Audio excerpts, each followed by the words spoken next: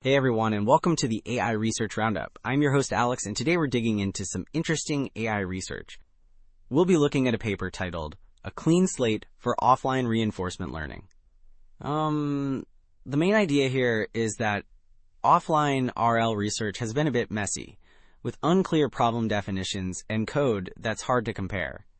So this paper tries to fix that by introducing stricter evaluation methods and, much cleaner, simpler code implementations for various offline RL algorithms. They also propose a unified algorithm called unifloral to tie different approaches together. Okay, so to tackle that ambiguity I mentioned, the paper first lays out a clear taxonomy of different offline RL settings. Figure 1 here visualizes this.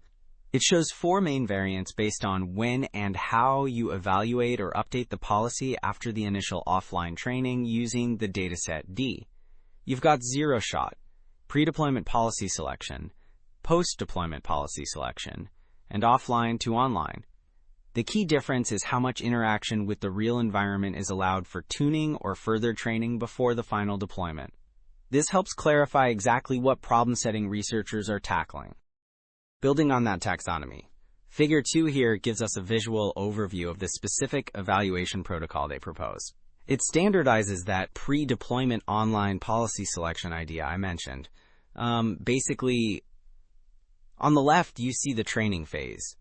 They sample different hyperparameters, train corresponding policies offline using the dataset, and then get some initial online scores by running them for a few episodes in the environment. Then, on the right, the evaluation phase simulates tuning.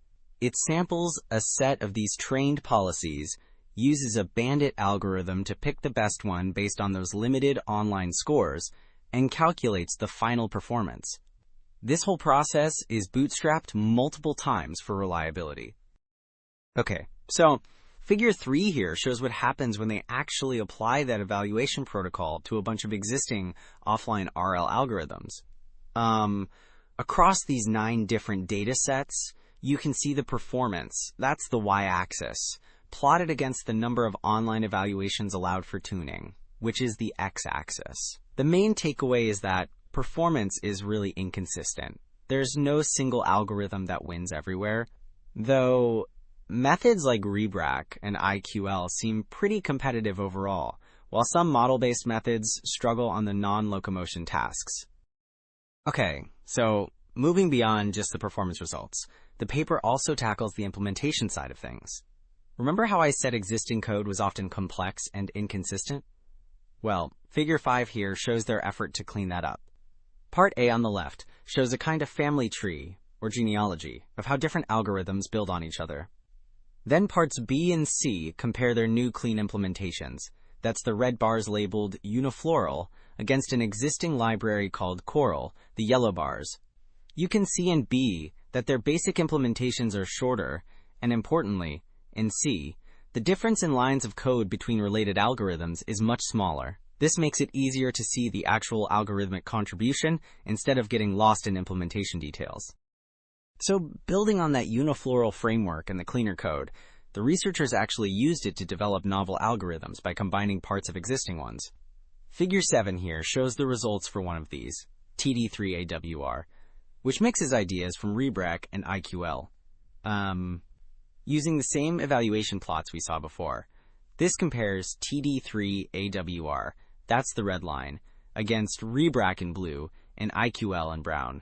And, you can see TD3AWR generally achieves better performance than both of those strong baselines across most of these datasets. Okay, and going further with that idea of creating new algorithms, Figure 8 here shows another example, this time focusing on model-based methods.